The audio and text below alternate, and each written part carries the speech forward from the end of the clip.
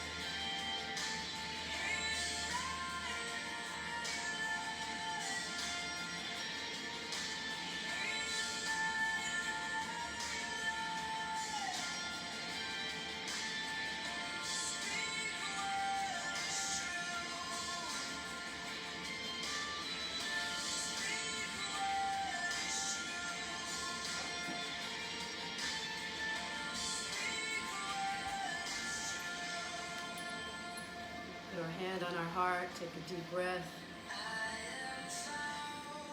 Give thanks for this evening.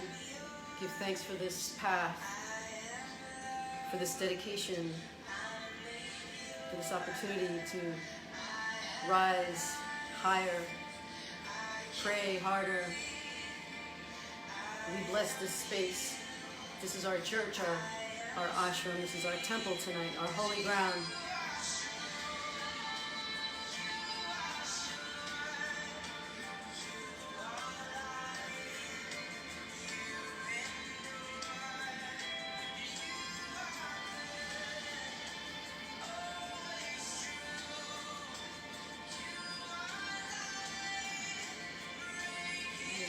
opportunity to join together as we set our intention to bring that light into the world through our way of being, our presence, our love, our prayers, our praise, our voice and song.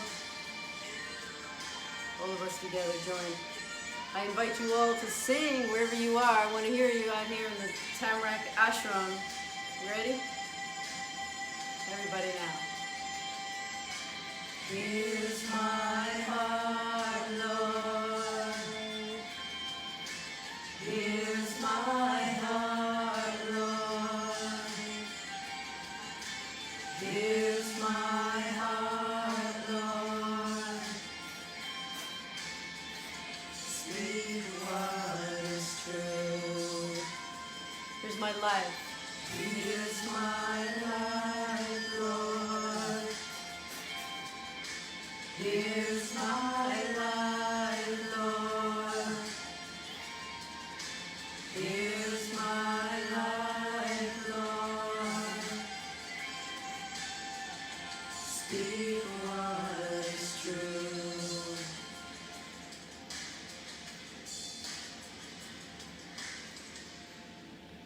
Take a few moments to remain in silence, to stay centered in our prayerful mindset, to bring our prayers to our mind and to our heart, to send our prayers out into the world. We fill our heart with so much love and light. We fill our hand with that heartbeat and that love and light, and we send it out into the world to bless the space between us, and to bless far and wide.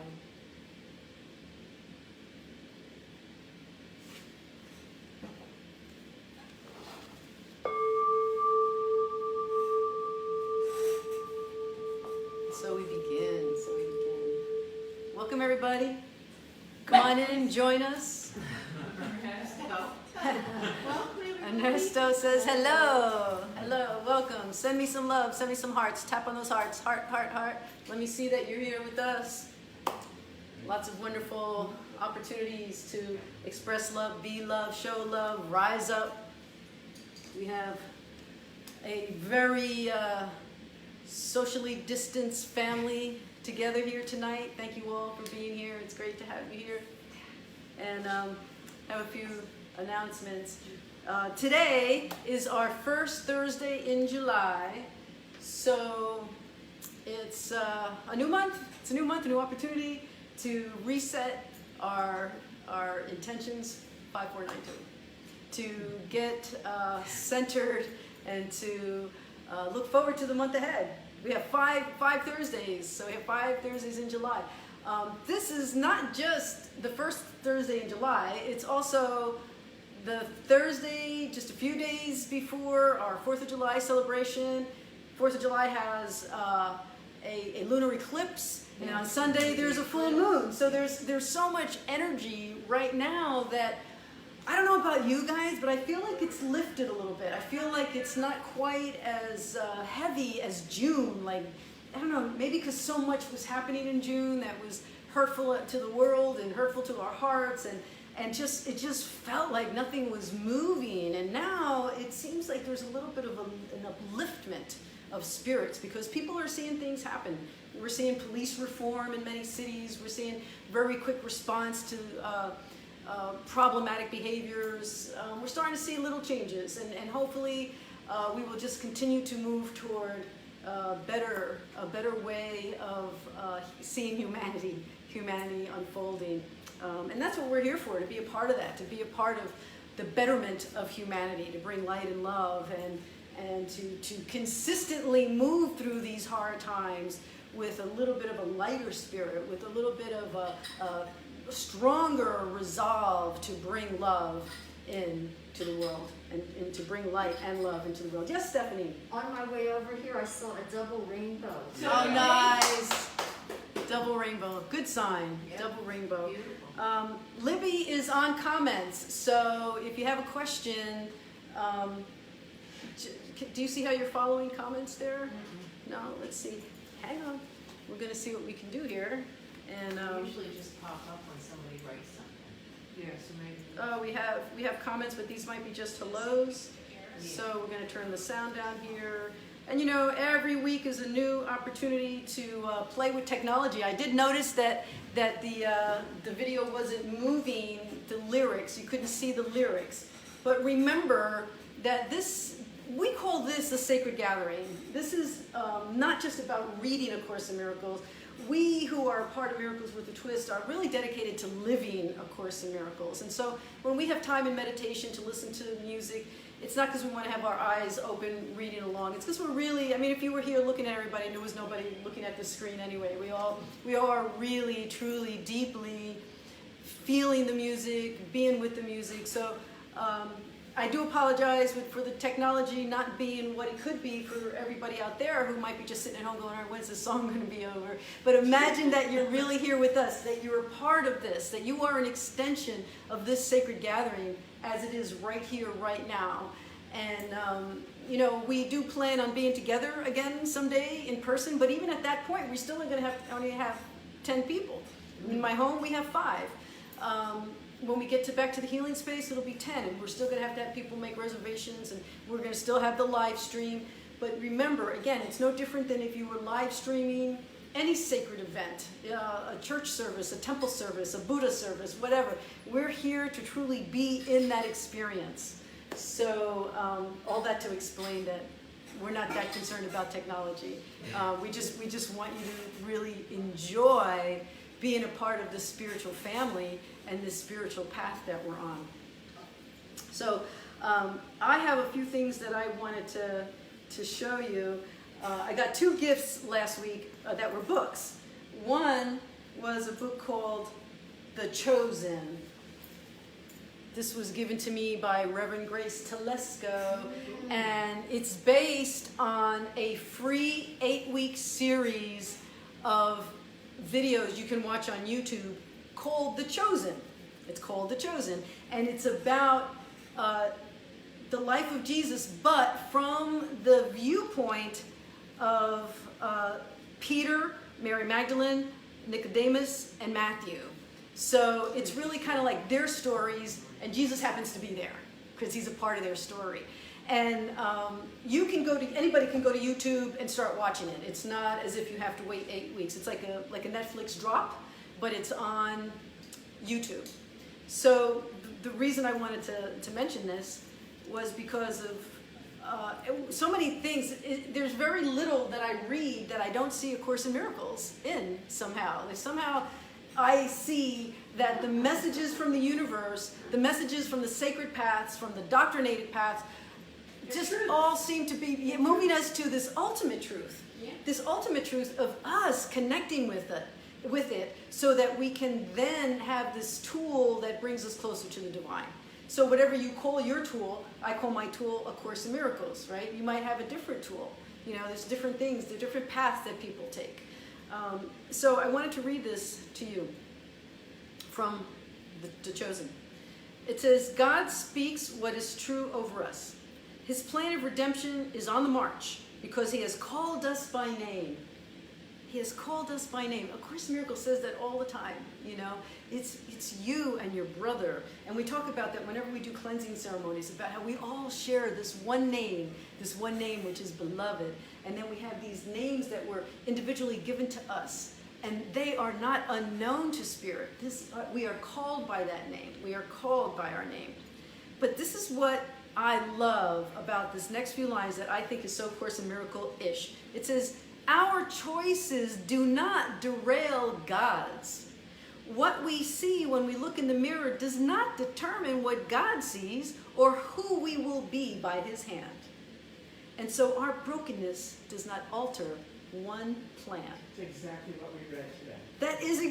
That's why it's so perfect. That is why it's so perfect, because our lessons are divinely timed for the very message that we need to hear. And then when you need to hear it, it's like it's everywhere, right? It's everywhere. I pick up this book and I'm like, this is exactly what A Course in Miracles is telling us. That our brokenness, or our perception of our own brokenness, does not determine who we are, certainly not in the eyes of spirit.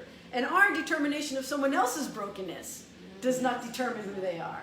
Whether it's a politician or just somebody who rubs you the wrong way, it's not for us to determine how they are seen by spirit. It is up to us to change our sight. And we're going to talk about that today. That's a lot about what we're going to be talking about today. The other book I want to mention is a book that was given to me by my minister in training, Stephanie, who's here with us today.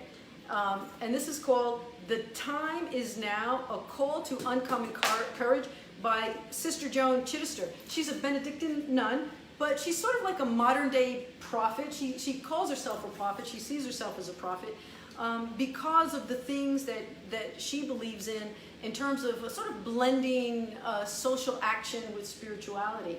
And this book is really a motivation for all of us who are on a spiritual path to know that even if we're not silently protesting or peacefully protesting, there's things that we're not doing on the street, there's still things that we can do. There's so many things that we can do to contribute to the better good. I have this little light on top of my phone, and I have to look at Captain Paul.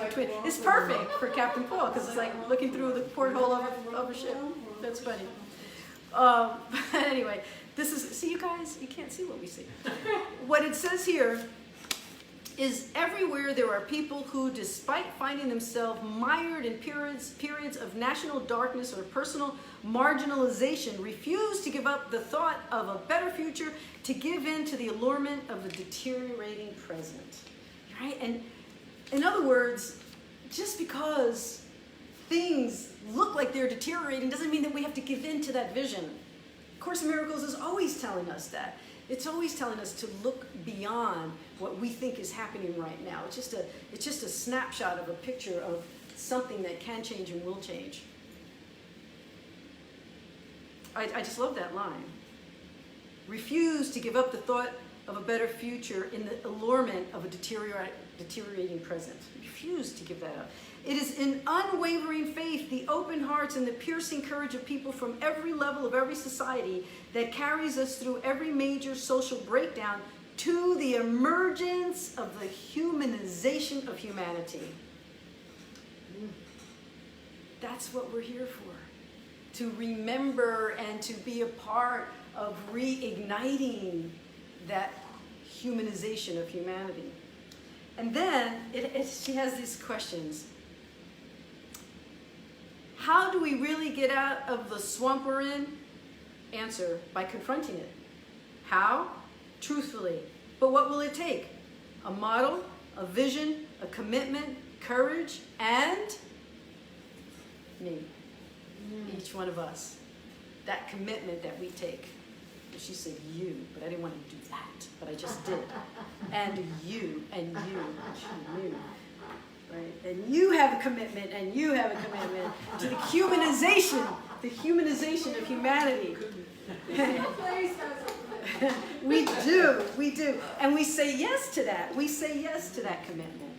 So that brings us then to the lessons that we're going to be speaking of today in A Course in Miracles. We're going to go backwards today. So if you have a book, we're going to start with lesson 183, and then we're going to go back, 83, 82, 81. The reason I'm doing that is because we're going to have a little meditation after this lesson. Usually on the Thursday that's closest to the full moon, we do a full moon cleansing ceremony, but we have so much to talk about tonight that we're not going to do that. We'll do sort of an amended version of that, but you will all be involved in a time of reflection and meditation that is specifically outlined in the commentary of this lesson. So this lesson says, I call upon God's name and my own. So before I read that, I want to talk about calling upon God's name. This is not necessarily a Western concept. This is actually an Eastern concept. In the Buddhist tradition, in the Hindu tradition, there's something called japa. And japa is when you take your beads and you repeat 108 times the name of God or a mantra, and you repeat it over and over and over again. What is the point of that? the point of that is to saturate your mind with something holy and divine, and to push out of your mind that which blocks the holy and the divine.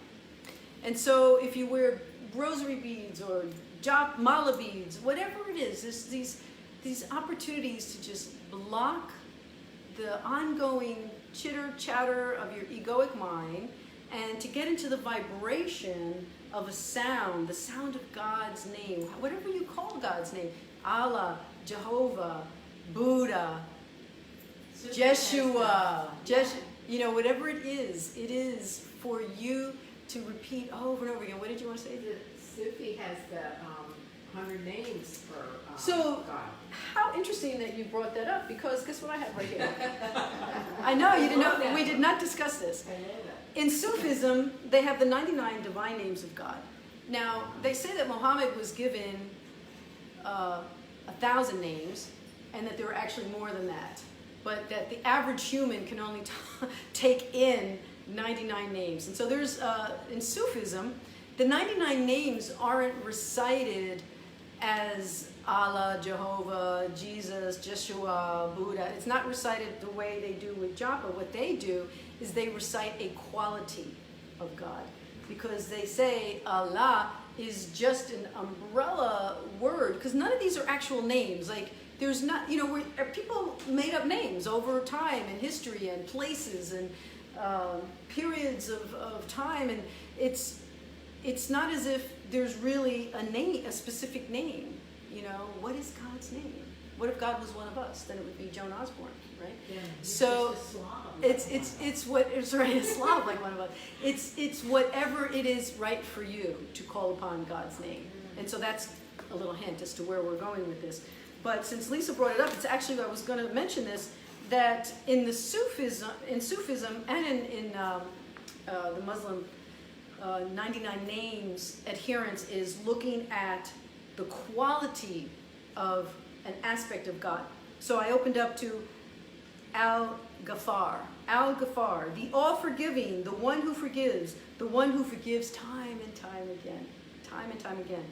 Al-Ghaffar is the one who is there to forgive whenever something needs to be forgiven, because the one who covers mistakes and bad thoughts renders them ineffective. And of course, Miracle says that too. Your mistakes do not alter, we just said that, your mistakes do not alter anything in God's plan, and it certainly does not alter God's vision of you. I think that book is wonderful for when something's going on with me and I can't get a grip on it or whatever, to look up what I'm feeling or whatever in there and go to that word, Yes. that phrase, and just recite it 100 times. And I they, was told to move. yeah, there a lot of the And Eastern, you right, is to actually move. You're find moving. yourself like really. You get into a zone. You get into a zone, and Yeah. finally you realize that, oh, I'm not thinking about so much that thing that was bothering me. Oops, it just came back to my mind. Let me go back to my chanting, my reciting, my japa, and back into that place of peace. And what it says here is that when you recite this name, after recognizing a mistake, enter forgiveness. Al-Ghaffar is the divine name that forgives all mistakes and puts a veil over them. So when we're calling out God's name, it is whatever you believe God's name to be. However you want to call out God's name. Even if you want to call out a word or an aspect of God, these are 99 names. You can call out peace, you can call out love, you can call out compassion, you can call out forgiveness. So we're going to work with that here in a little while. So, yes, connected minds. We are all one mind. So, okay. So let's get to the actual lesson. Lesson 183. I call upon God's name and my own. That was just in a little aside, but an important aside because I was going to talk about that anyway. God's name is holy, but no holier than yours. Now, there might be some if there are any fundamental Christians watching, which I doubt, there would be a big gasp, like, oh my God, how can you say God's name is no holier than yours? Why? Well, it is because God is the creator of its own image. In its own image is you. So your holiness is holy in the eyes of the Creator. And I love that line in a chorus where Jesus says, don't bow and pray to me. If you do, I will come out from behind the altar and kneel down next to you so we can pray to God. A father gives his son his name and thus identifies the son with him. His brothers share his name and thus are united in a bond to which they turn for their identity. Your father's name reminds you of who you are. I'm going to skip around a little bit, go to 2. God's name cannot be heard without response nor said without an echo in the mind that calls you to remember. This is where we go into that vibration of repeating the name that you consider the name of God. Say his name and you invite angels to surround the ground on which you stand and sing to you as they spread out their wings to keep you safe and shelter you from every worldly thought that would intrude upon your holiness. Imagine this. It is not saying that the angels are going to protect you from somebody else being unkind to you. They're not saying that the angels are going to stop you from whatever destiny is planned for you. May I say Yes, you can, but I just want to explain that what I'm saying here is that they're protecting you from your own thoughts. Yeah. They're protecting you from your own thoughts. Because everything else that's out there, it's going to happen anyway. So where are you going to find peace? How are you going to find peace? If not through the protection of your own thoughts that allow you to find a way to peace, centered, balance, coming back to love, coming back to compassion, coming back to paying attention to your own way of seeing things. Yes, Lisa? I absolutely love what Robert says about angels in here. This really was like an Lisa is reading from the commentary of a workbook in Course in Miracles by Ken Wapnick, one of the original teachers and the editor of the original version. So go ahead, Lisa. It says, to be clear, Jesus is not talking of literal angels, winged celestial beings who protect us as they do the little heroes in Humperdinck's opera Hansel and Gretel. In A Course in Miracles, angels symbolize the right mind's loving thoughts, which when we choose to have them be our reality, protect us from the ego's thought system. Yes, so I mean, that's just what you said, but the way it's just so succinct, that just was like, boing. yeah, I So hope that's that, an angel. yes, I hope that everybody was able to hear you. And I've also heard it said that we're all angels, but we just haven't unfurled our wings. So we are being protected, and we are given the task of disciplining our minds so that we do end up knowing how important it is to protect our minds from the thoughts that would lead us into just negativity, upset, anger, joining on the stream of Facebook comments that are hateful and unkind. Why would we want to do that? Why would we want to be a part of that? And so the angels, as he says, they're not these beings that are outside of us, but it's a part of us. Everything is. It's like, I can't believe it. I got to the point where I could actually say I am one with God, or I am God. But the angels, that I'm angels too, my own angels and everybody's angels, going around protecting me, protecting everyone. That's pretty powerful. That's very powerful, and it's really, And it's really true, and it's just so amazing. Because Right. everything comes from God. it's an opportunity for us to come back to that vision. When you're having a bad day, or even if you did slip off the path and have an argument with someone, or said something not so nice, or you hurt somebody's feelings, or they hurt your feelings, and now you're wallowing in the hurt of your feelings, and it's wonderful to come back to that image of the angelic opportunity I have now to change my thoughts. To change my thoughts. And I never really thought that angels were little, flying around and all that kind of stuff. But I never thought of it the angels coming for me. I think of it, and it's true, angels coming from you or you protecting me too. Because we're all one. Yeah. But I wasn't including myself. And now you can. Yeah. She wasn't including herself, and now she can. Yeah. Okay, we're going to paragraph 3. Repeat God's name and all the world responds by laying down illusions. 5, let's go to 5. Repeat the name of God and call upon yourself, whose name is his. Repeat the name, and all the tiny nameless things on earth slip into right perspective. I'm going to be talking a little bit more about perspective here. Those who call upon the name of God cannot mistake the nameless for the name, nor sin, meaning mistakes, for grace, nor bodies for the Holy Son of God. And should you join a brother as you sit with him in silence, as we do here, and repeat God's name along with him within your quiet mind, you have established there an altar which reaches to God himself. An altar, this is what we do when we come together in spiritual community. We're creating a holy altar between us, within us, among us. And this is where we are. We're here at the altar. 6, practice this today. Repeat God's name slowly and again. Become oblivious to every name but his. Hear nothing else. Let all your thoughts become anchored on this. No other word we use except at the beginning when we say today's idea but once. In other words, I call upon God's name and my own. 7, thus do we give an invitation which can never be refused. I love what we have a Sufi master friend on our Sacred Journey Interfaith Seminary Board of Advisors, and he says, when you call upon God's name, God and all the angels in heaven call out your name. It's like the echoing back and forth, putting it out and receiving it back. It's like a little party just for you. A little party just for you. 9, let's go down to 9.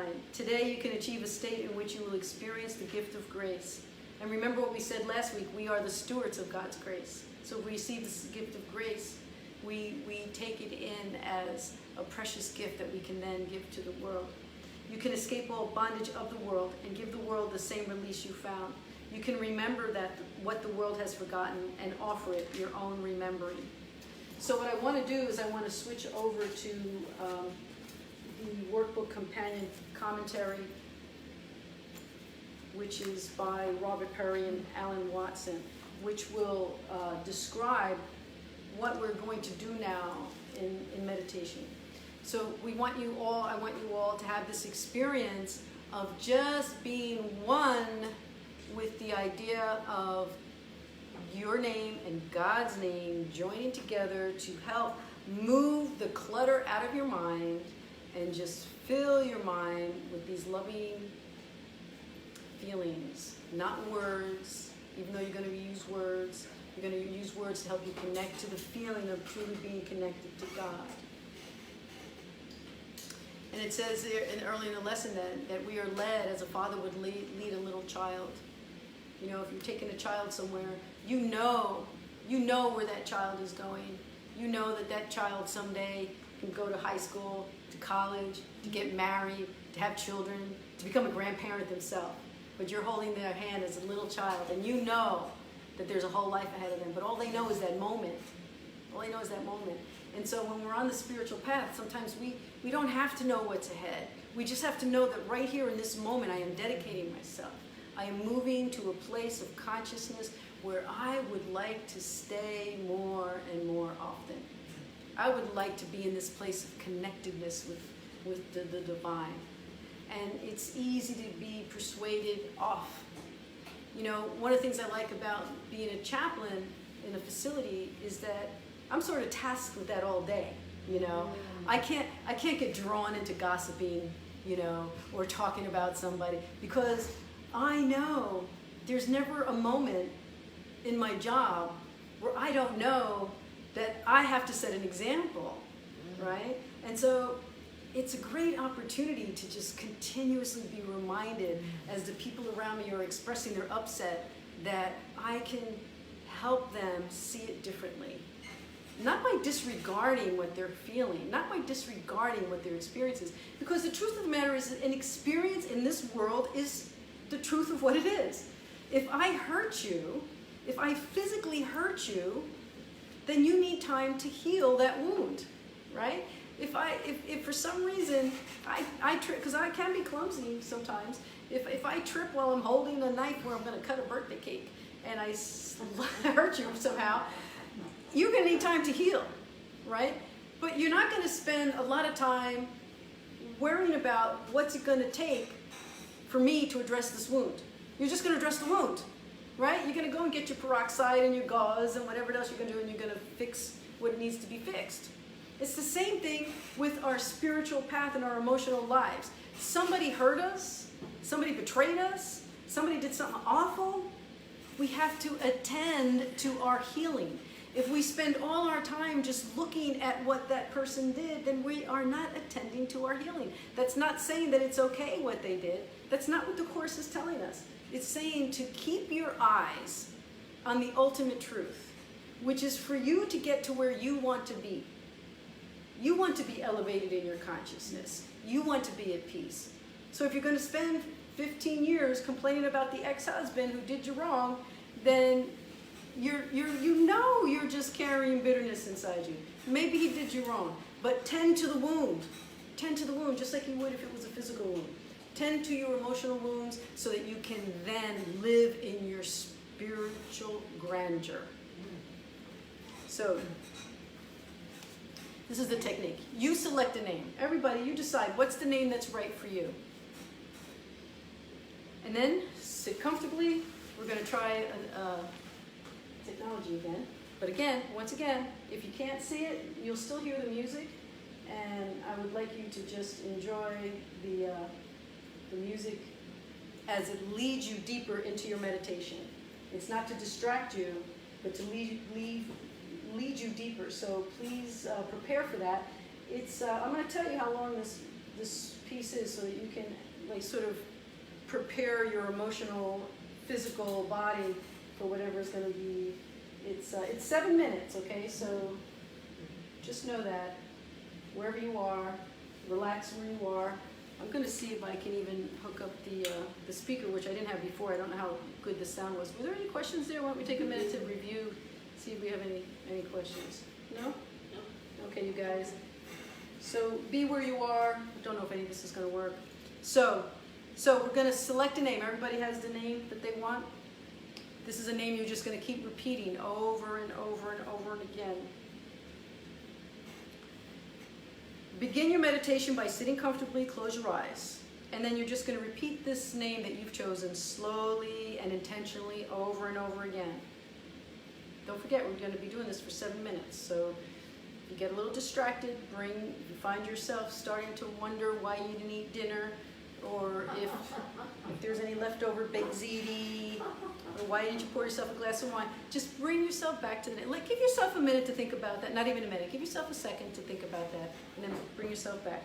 Focus on repeating this name. Draw your attention in from everything else and put your attention and desire on this name.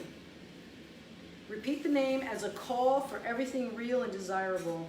The meaning, the feeling you place in this name is as important as the actual practice. So the meaning you put to it is as important as the practice, because the meaning is what's going to stay with you even after we're done with the practice.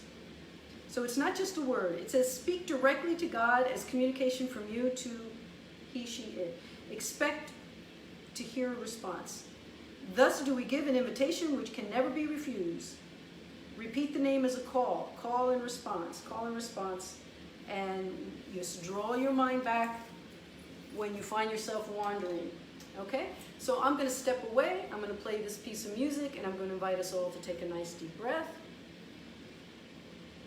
Think of the name you've chosen, and see if it does for you what the lesson is telling us. That we start to feel a true connection with the divine. We start to feel like, yes, I am holy. Like Lisa said, oh, I can be an angel in this world. I can rise higher. I can be that which was called. That one which was called. So we're going to try it on the monitor. If it doesn't work on the monitor, just allow yourself to just experience the song, the music.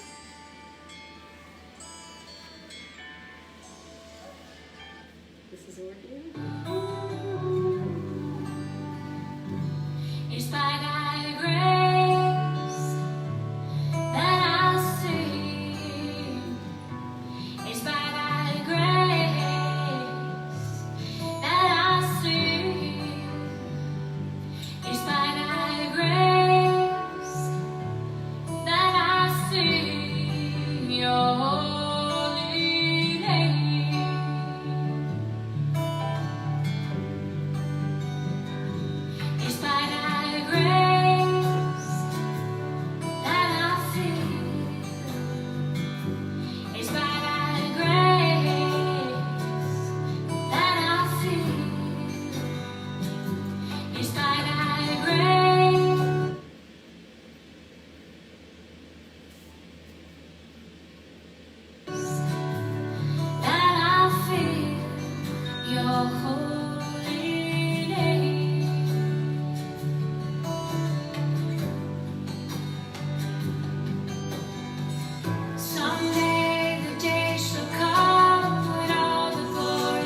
light. People will say it is yours, and I shall deny. Not mine. It's by thy grace that I sing. It's by thy grace that I sing. It's by thy grace that I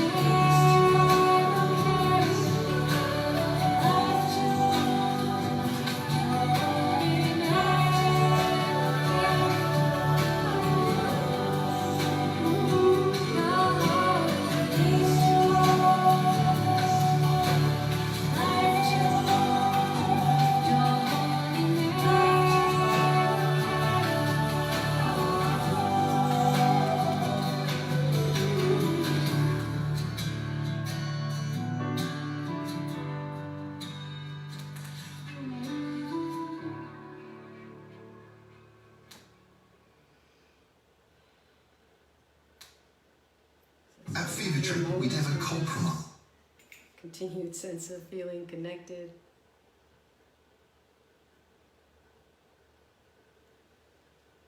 Feeling of knowing what it means to have a holy name, to be connected to the holy names. And how wonderful that we have this opportunity to do this together, to truly enter a place of deep peace and deep connection.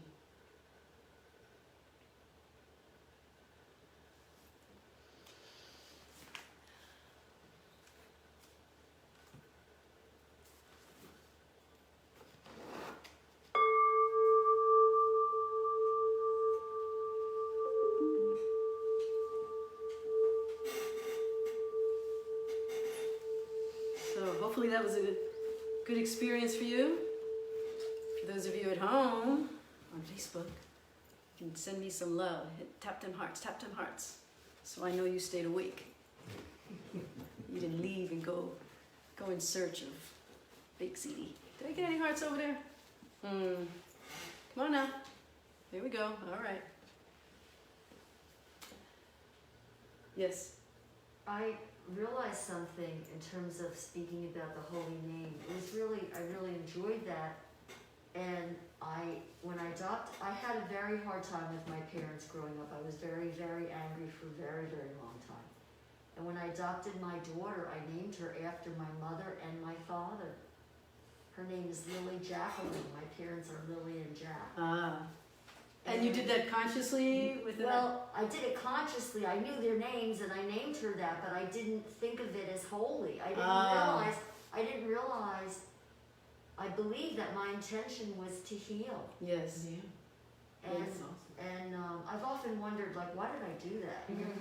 But I'm really grateful for this awareness. You know... And you know what I did? Can I share? Yes, please. So actually, I was thinking of different names of God, and there was definitely one name that was very comfortable, and then I used the name of God that I know through Judaism, and it was not comfortable. Oh, interesting. So I need to do so, because that's part of my history in this life, and so I realize I need to do some work and Some healing around that. It's interesting because Stephanie is in training to be an interfaith minister, and we have 2 other graduates from the seminary here. And one of the things that they told me when I was in seminary is that you can love every religion that there is, but if you haven't made peace with the religion of your upbringing, then you have not truly entered into interfaith. And so I had to do some work of my own around Catholicism. And one of the things that helped me a lot was going, when I was in France, where'd I go?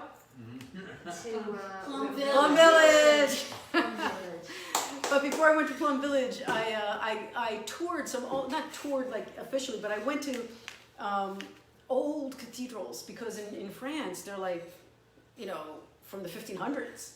And you're walking on creaky floors of antiquity, and everything that has occurred in hundreds of years. And it was so beautiful just to be in there, and it helped me find some healing just by being in something so ancient, as opposed to keeping my mind in how I perceived Catholicism in my upbringing, which was, St. Matthew's and the Sisters of Mercy, whom I love now, because I have found peace, and that's your task. But when you were saying about how you often wondered why you named your daughter Lily Jacqueline, and that now it's starting to occur to you, that just goes to show about how divine plans are beyond our understanding, right? Because now it's like all these years later, how old is she? 21. She's now 21. 21 years later, and you got like, aha, because those names are holy. Because those names are holy, and I've passed that holiness on to her 21 years later. But there was a plan, there was a plan in place, a divine plan in place. So, as I said, I had a lot to say today, and we're almost to 8 o'clock, so let me zip. I'm not going to be able to do 2 more lessons because that'll run us a little bit too late. I got a feeling some people are going to want to go home who are here now. So I want to really quickly talk about lesson 181, which is sort of a sister lesson to what we were just talking about in terms of how we use our vision, how we see each other, how we perceive things. And this is, by the way, I sent you guys who are on my group text, I sent you the introduction to these lessons because there was a little mini introduction for lessons 181 through 200. Because these are times of preparation. These are times when we are being prepared to live our life accordingly to our spiritual commitments. So it says, I trust my brothers who are one with me. We're going to go to paragraph 2. Perception has a focus. It is this that gives consistency to what you see. Change, but this focus and what you behold will change accordingly. Your vision now will shift to give support to the intent which has placed the one you held before. What was the one you held before? The one you held before was to be in a place of holy consciousness. And what I mentioned earlier was that sometimes something tripped you up. You had a hurt, you had a pain, you have something that's clogging your vision because you want justice. You know, you want something, maybe you want revenge, you know, you want karma to be bestowed upon. But that is not what we're here for. Let God take care of that. Let the divine take care of that. The sad and bad things that happen to you, yes, they happen. And it's up to you to heal yourself and to change the vision that you have of yourself. Don't see yourself as a victim. Don't see yourself as someone who is going to suffer for the rest of your life because of something that occurred. Just like that physical wound. You wouldn't just let it bleed out. You wouldn't just let it bleed out going, oh, I've been hurt. I've been cut. There's the blood. You wouldn't do that to yourself. Be as kind to your emotional body as you would be to your physical body. Be as kind to your emotional body as you would be to a loved one who came to you and said that they were hurt. And you would want them to heal, not necessarily to get in the car and go run somebody over because of the wrong they did. You know, this isn't a country song where you smash in the lights and scratch the door and pierce the tires. You know, no, it's not about that at all. Although that is a good song. It's not going to be our end song though, but it is a good song. Now, interestingly enough, there is in the text, there's a chapter 21 based on this lesson. I don't know if it was specifically for that reason, but I found it, and it's called Reason and Perception, and there's a section called Responsibility for Sight. Don't even try to find it right now. It's okay. I'm just going to read a bit. It says, we have repeatedly said how little is asked of you to learn this course. How little is asked of you. It's just that little piece is everything. That little piece that is asked of you is everything. And so you might spend your whole life searching for the willingness within yourself. That's all it's asking for you is your willingness. And it says, for you to have no reservations when it comes to the power of these words and this experience. It says, I am responsible for what I see. I choose the feelings I experience, and I decide upon the goal I would achieve. And everything that seems to happen to me, this is the line most people don't like very much. It says, I ask for and receive as I have asked. Now, that doesn't mean that you were asked to be hurt. It means that you asked to know the truth, that you ultimately needed to know the truth, and the truth came through this experience. Just like, I don't know why I named my daughter Lily Jacqueline, and the truth came to you in time. It will all come to us in time, but it comes to us in shorter time when we apply these lessons, when we work these lessons, when we do the meditation, when we sit time and time again, allowing something other than our witty, busy ego mind to be the dominant force. Instead, use the power of God's love. Power versus force. We don't need force. We need power. We need empowerment. The empowerment of a warrior, a spiritual warrior, that spends the time when the time is presented to shift the perception. And with that, we'll move into our end song. We're going to try one more time. And for those of you at home, if you would just like to look this song up, because there's a good chance it won't come up on the monitor. That was a great point about power, not force. I really appreciate that. Yeah, there's actually a great book called Power versus Force by David Hawkins. And David Hawkins was also a student of A Course in Miracles. And he had like this little self-published book. And Wayne Dyer actually found the book and called him up and said, this book has got to be passed down to the masses. And David Hawkins was this real humble guy, and he was like, yeah, it's all right. And, you know, Wayne Dyer was like, he was like Oprah, you know, look, if I like this book, it's going out there. And I went to a talk that Wayne Dyer did, and he had the book, and I bought it from him. And I started following David Hawkins, who has since passed away. But it's called Power versus Force. And it's about how, you know, force is aggressive. Power is an internal way of being, you know. It's like when the wind and the sun have an argument over who's stronger. And they say, okay, well, I'm gonna make that guy who's stopped to pump gas, I'm gonna make him take his coat off.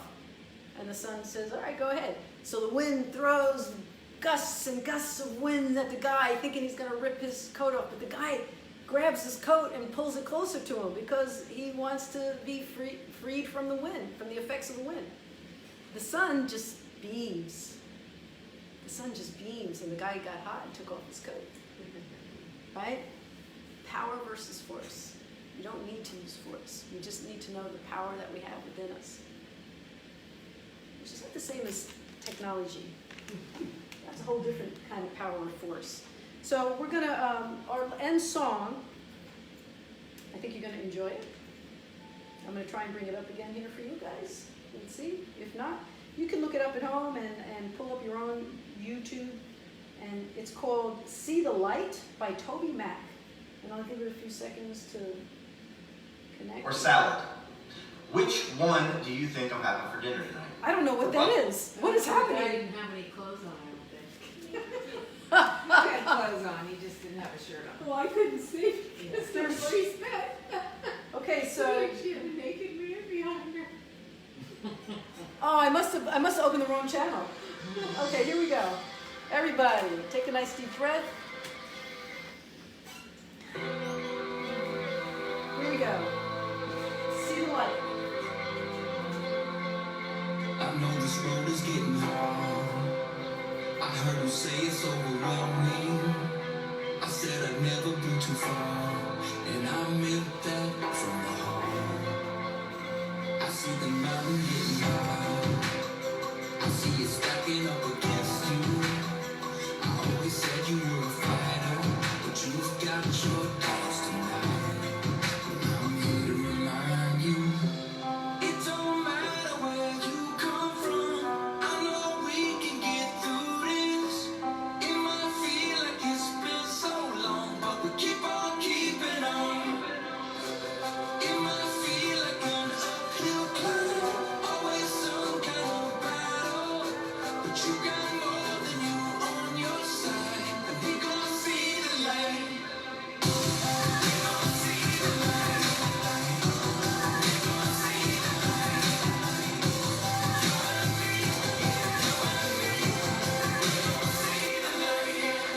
Some things will never be the same. Some things are only for a season.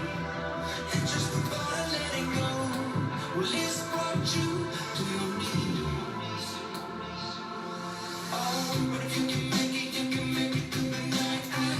I can promise that the sun's gonna rise. You wake up just a little bit stronger. So hold on just a little bit longer. 'Cause it don't matter where you come from. I know we can get through this. It might feel like it's been so long, but we keep on keeping on.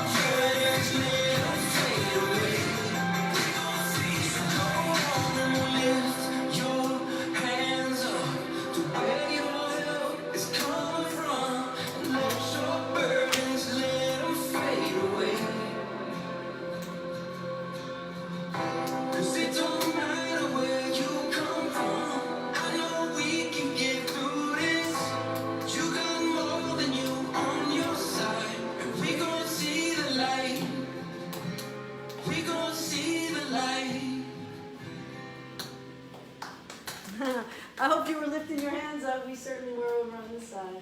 Lift your hands up. We're going to see the light. All is well. All is well. Thank you once again for being with me here this evening. Don't forget to help us keep the lights on and keep the ministry going. LNC Interfaith Ministries. We don't pass a basket, but sometimes you pass the basket by as your way out. And as you can see, we have people here who are willing to help us maintain. The best way that you can do it is to click on the connect button there, and it'll take you right to the website, the LNC Interfaith Ministries website. So remember, you are the light. You bring the light. You are holy. You are holy. So this is our end prayer for tonight. I want the peace of God. To say these words is nothing, but to mean these words is everything. If you could but just mean them for an instant, a holy instant, there would be no further sorrow possible for you in any form, in any place or time. Heaven would be completely given back to full awareness, and memory of God would be entirely restored, and the resurrection of all creation would be fully recognized. Amen. Amen. Amen to that. Thank you, everybody. Beautiful, thank you. God bless you. See you next Thursday. We got 5 Thursdays in July. Please be safe this July 4th weekend. Enjoy yourselves. Enjoy the lunar eclipse. Lots is happening. Lots is happening.